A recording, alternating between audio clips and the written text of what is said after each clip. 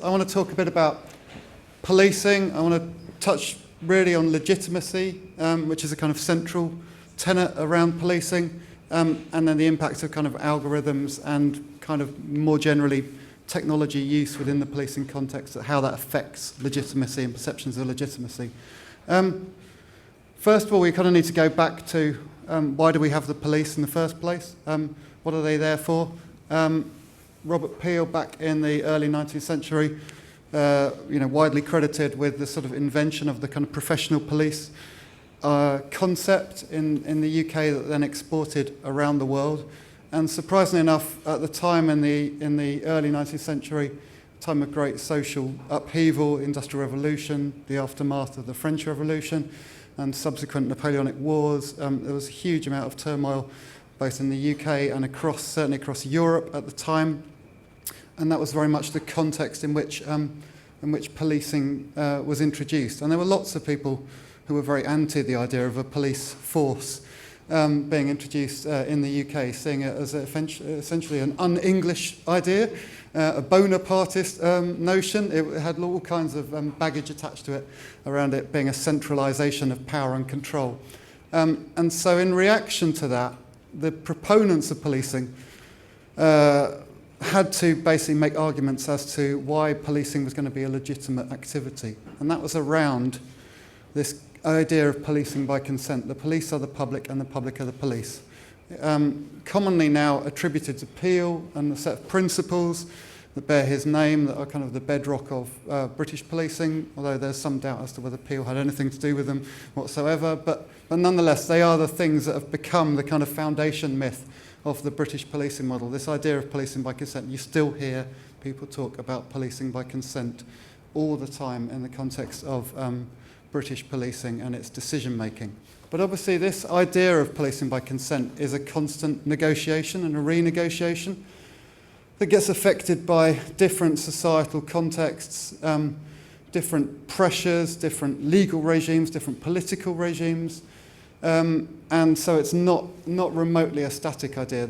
The context for policing in the early 19th century is obviously very different to the context of policing in the early 21st century. And in particular, what we've seen is some big societal issues that have kind of had very obvious and dramatic effects on policing confidence and legitimacy, even in the last couple of years. And there's actually kind of 5 issues I want to talk about in that context.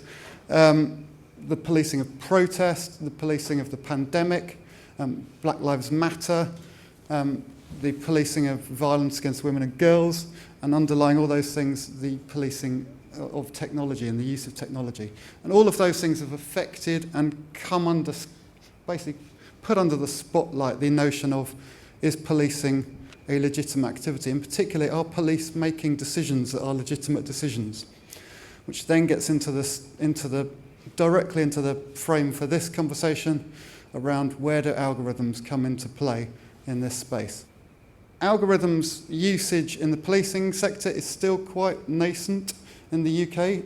A lot of the literature refers to the use cases outside the UK, particularly in the US and China. Obviously very different context to the UK context for different reasons, but nonetheless ones where there's a lot of parallels drawn with the UK experience, but actually widespread algorithmic deployment in police decision-making in the UK is quite nascent at this point in time. However, that doesn't mean that it's not happening. There have been quite a few examples and use cases where the use of algorithms has come under public attention, public spotlight. Those particularly relate to things like facial recognition systems and other surveillance systems, but they also relate to things like predictive policing. That's an issue that's not really deployed in the UK, but has been deployed widely in the US as looking at issues of potential for recidivism and reoffending rates. The use both in a pre-custodial and a post-custodial context. And those have drawn very significant concerns. I'd just like to talk briefly about the House of Lords Justice and Home Affairs Committee, which has done probably one of the most comprehensive surveys of this, and most of the literature in this is very much indebted to the work of Marion Oswald, who many of you will be aware of. She's a lecturer in information law at Northumbria University, but also a member of the board of the CDEI and now on the Turing Institute as well. So she was the expert advisor to the inquiry. 4 main issues that were identified from that inquiry around the lack of legal and institutional frameworks for the development and deployment of technology. No surprise there, because this is an issue across multiple sectors. We've already heard about some of the examples of that. So we have a reactive legal and institutional framework rather than a prospective one. So what that means is you've had test cases in response to the deployment of technologies, but it's only after those test cases that you've even had policy and guidance and legislation developed. So facial recognition, for example, the use of live facial recognition took a test case at the Court of Appeal before there was any national policing guidance around the use of facial recognition and before there's any legal framework for that development and deployment. So you see a classic example of the technology outstripping the guardrails of kind of policy and legal practice. Transparency is a problem, and because we have 50 different police forces in the UK and nobody's keeping tabs on who's doing what, centrally there's a big issue in terms of even what is going on and knowing what's going on. That's both within the sector but also outside the sector. So that's a barrier to people understanding, having transparency around what's happening and what some of the challenges and risks are around that. And that definitely plays into the third area, which is around the human-technology interaction area. So this is what use is being made of not automated decision-making, but perhaps decision support might be a more accurate way of describing it. So where algorithms are being used to guide officers' decision-making. How visible and transparent is that?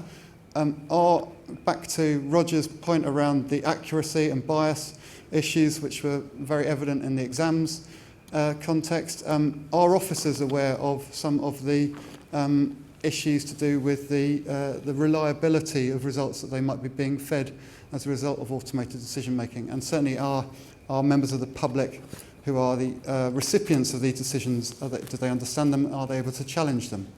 And that goes to the last point really around evaluation and oversight, which is around the mechanisms that exist, or perhaps the lack of mechanisms that exist, both for police forces to kind of understand. I don't know which colleague in the room was talking about snake oil, but who's able to kind of say, does this system actually work? Does it do the things it says it's going to? Is there a proper evaluation process that is able to test that?